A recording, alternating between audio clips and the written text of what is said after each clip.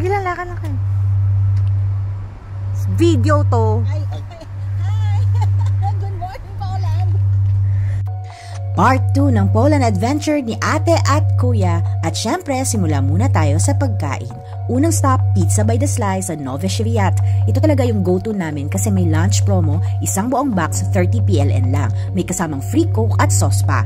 Grabe, sulit na sulit. Kaya ayan, kaming tatlo nakadalawang box. Sabi nga nila, dapat may ganito rin sa Dubai. After kumain, isinakay ko naman sila sa tram, tapos sa metro at syempre sa suburban train. Amazed na amazed sila kasi isa lang ang ticket na ginamit namin sa lahat. Sabi ko, oo ganun dito, lahat connected. Tram, bus, metro, isang ticket lang. At syempre napansin din nila, ang linis, mabilis at hindi siksikan kahit weekday. Sabi pa ni Kuya, walang sumisigaw ng para po.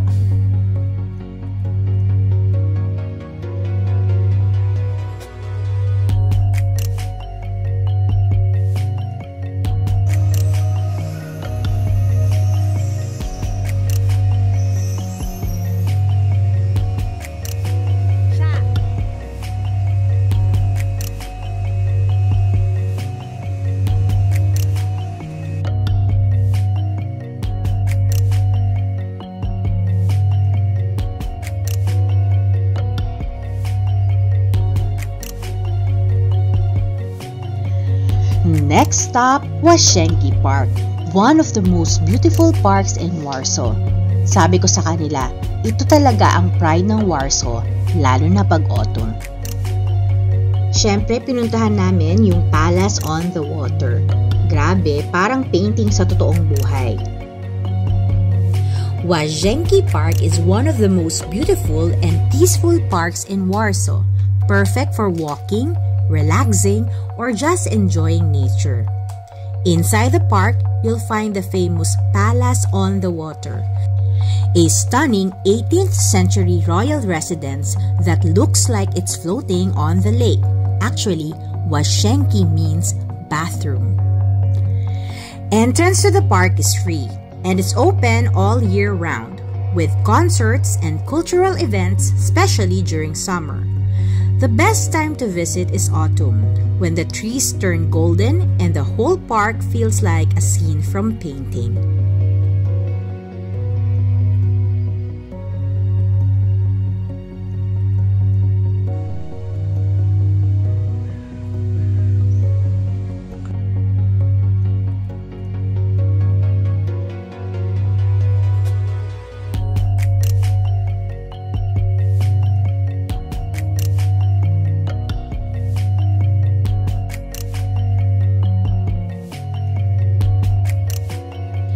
Łazienki Park is like a mini urban forest, so you'll spot quite a few friendly creatures.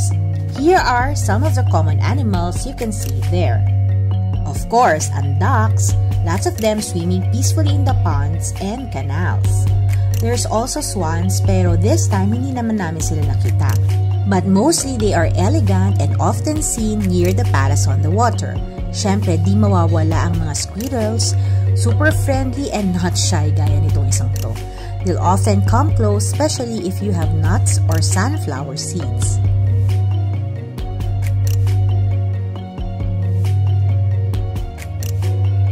At pag maswerte ka pa, makakasalubong ka ng peacocks.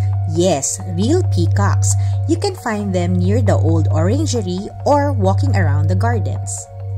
May makikita rin kayong fish and turtles in the lakes during warmer months.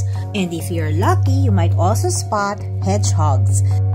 After Łazienki, lumipat naman kami sa Pole Mokotowskie, ang paborito naming park at malapit lang sa amin. Sabi ko nga, kahit araw-araw ako dito, di ako magsasawa. Ngayon ngang autumn, iba na naman ang vibes. Mas malamig, mas tahimik, pero sobrang relaxing. Ano man ang season, talagang paborito namin ang park na ito. At napakasaya ko at thankful kay God na finally nakita ito ng kapatid ko. Libre na yung pumasok sa park na ito. May lake, playgrounds at walking paths. Marami ring way para makarating. Pwedeng bus, tram, bike, walking, or kahit ang scooter. Pwede ring magdala ng sariling pagkain o bumili sa mga cafe. Pag mainit ang panahon, pwede kang mag-picnic or kahit mag-celebrate ng events. Family-friendly at pet-friendly.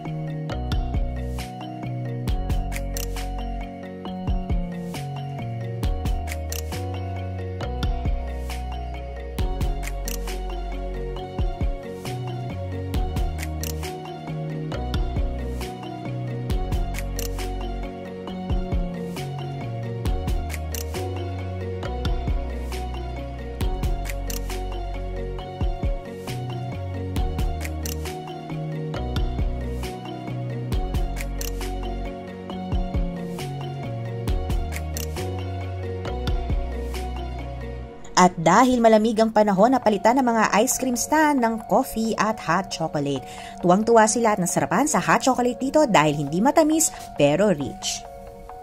At before umuwi, dumaan muna kami sa Auchan para mamili ng pasalubong. Alam mo na, classic Pinoy move, kailangan may tsokolate, biscuits at souvenirs para sa mga kaibigan sa Dubai. At ayun na nga, pauwi na sila. Ang bilis ng araw pero ang saya. Sabi nga nila, next time mas mahaba na. For now, we're just grateful after 3 years muling nagkasama, nagkasaya at nakapag-explore. That's what family moments are all about. This has been Pinay Mom in Europe, sharing our family adventures and life in Poland. And of course, all made possible through COB Corporation SPZoo, your channel of blessings.